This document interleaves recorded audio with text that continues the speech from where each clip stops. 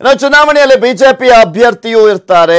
ನಾನು ಕಾಂಗ್ರೆಸ್ ಅಭ್ಯರ್ಥಿಯಾಗಿ ಕಣಕ್ಕಿಳಿಯುತ್ತಿದ್ದೇನೆ. ಪಕ್ಷದ ಮೇಲೆ ಚುನಾವಣೆ ವಿನಃ ಬೇರೆ ವಿಚಾರವಲ್ಲ ಅಂತ ಬಿಕೆ ಹರಿಪ್ರಸಾದ್ ಇಲ್ಲಿ ಮಾತನಾಡಿದ್ದಾರೆ. ಕಾಂಗ್ರೆಸ್ ಜೆಡಿಎಸ್ ಬೆಂಬಲಿತ ಅಭ್ಯರ್ಥಿಯಾಗಿ ಬೆಂಗಳೂರು ದಕ್ಷಿಣ ಕ್ಷೇತ್ರದಲ್ಲಿ ಎರಡನೇ ಬಾರಿಗೆ ಕಣಕ್ಕಿಳಿತಾ ಇದ್ದಾರೆ ಬಿಕೆ ಹರಿಪ್ರಸಾದ್. ಈ ಹಿಂದೆ ಅವರು ಅನಂತ್ ಕುಮಾರ್ ಅವರ ಎದುರಿಗೆ ಲೋಕಸಭೆ ಎಲೆಕ್ಷನ್ ಅನ್ನ ಈಗ ಆಲ್ರೆಡಿ ಒಂದು ಬಾರಿ ಎದುರಿಸಿದ್ದಾರೆ. ಈ ಒಂದು ಸಂದರ್ಭದಲ್ಲಿ 1 ಲಕ್ಷಕ್ಕೂ ಅಧಿಕ ಮತಗಳ ಅಂತರದಿಂದ ಸೋಲನ್ನ ಕೂಡ ಕಂಡಿದ್ರು.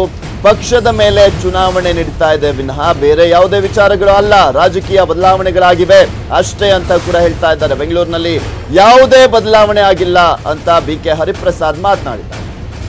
ಇನ್ನು ಇದೇ ವಿಚಾರಕ್ಕೆ ಸಂಬಂಧಪಟ್ಟಂತೆ ಬಿಕೆ ಹರಿಪ್ರಸಾದ್ ನಮ್ಮ ಪ್ರತಿನಿಧಿ ಜೊತೆ ಮಾತನಾಡಿದ್ದಾರೆ. ಏನ್ ಮಾತನಾಡಿದ್ದಾರೆ ಅಂತ ನೋಡೋಣ.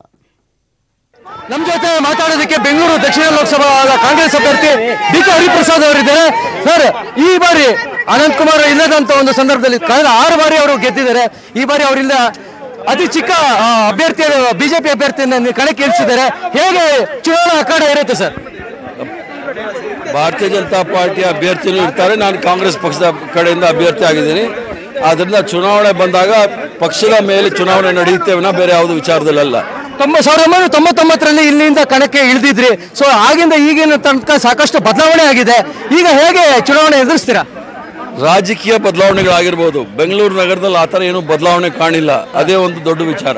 ಸೊ ಈ ಸತಿ ಸಾಕಷ್ಟು ಎಂಡಿಂಗ್ ಅಲ್ಲಿ ಬಹಳ ಸೆಲೆಕ್ಟ್ ಮಾಡಿ ಬಿಜೆಪಿ ಅವರ ಕಣಕ್ಕೆ ಅಭ್ಯರ್ಥಿಯನ್ನು ಇಳಿಸಿದ್ದಾರೆ. ಮತ್ತೆ ಚುನಾವಣಾ ಕಣ ಕೂಡ ಈ ಹಿಂದಿನ ಅಂತಿಲ್ಲ. ಯಾವ ರೀತಿ ತಂತ್ರಗಾರಿಕೆ ಅನುಸರಿಸ್ತೀರಾ? ಭಾರತೀಯ ಜನತಾ ಪಾರ್ಟಿಯವರು ಅವರು ಅಭ್ಯರ್ಥಿನ ಕಣಕ್ಕಿಳಿಸಿದ್ದಾರೆ. ಕಾಂಗ್ರೆಸ್ ಪಕ್ಷದಿಂದ ನಾನಿದ್ದೀನಿ, ಮುಂದೆ ನೋಡೋಣ. ಸೊ ನಿಮ್ಮ ಒಟ್ಟಾರೆ ನಿಮ್ಗೆ ಏನಕ್ಕೋಸ್ಕರ ಓಟ್ ಹಾಕ್ಬೇಕು ಸರ್? ನನಗೆ ಓಟ್ ಹಾಕೋದಕ್ಕಿಂತ ಕಾಂಗ್ರೆಸ್ ಪಕ್ಷಕ್ಕೆ ಓಟ್ ಹಾಕಬೇಕಾಗಿದೆ. ಈ ರಾಷ್ಟ್ರದಲ್ಲಿ 70 ವರ್ಷಗಳ ಕಾಲ ಈ ರಾಷ್ಟ್ರವನ್ನು ಒಂದಾಗಿ ಕಾಪಾಡ್ಕೊಂಡು ಬಂದಿದ್ದೀವಿ. ಆದ್ರಿಂದ ಜನ ಓಟ್ ಕೊಡ್ತಾರೆ. ಸೊ ಒಟ್ಟಾರೆ ಕಾಂಗ್ರೆಸ್ ಪಕ್ಷಕ್ಕೆ ಓಟ್ ಹಾಕಬೇಕು, ಒಂದು ಅಭಿವೃದ್ಧಿ ಕೆಲಸಕ್ಕೆ ಓಟ್ ಹಾಕಬೇಕು ಅನ್ನೋ ಮಾತನ್ನ ಬಿಕೆ ಹರಿಪ್ರಸಾದ್ ಅವರು ಹೇಳಿದ್ದಾರೆ. ಕ್ಯಾಮರಾ ಪರ್ಸನ್ ಗಿರೀಶ್ ಜೊತೆ ಶ್ಯಾಮ್, ನ್ಯೂಸ್ 18 ಕನ್ನಡ, ಬೆಂಗಳೂರು.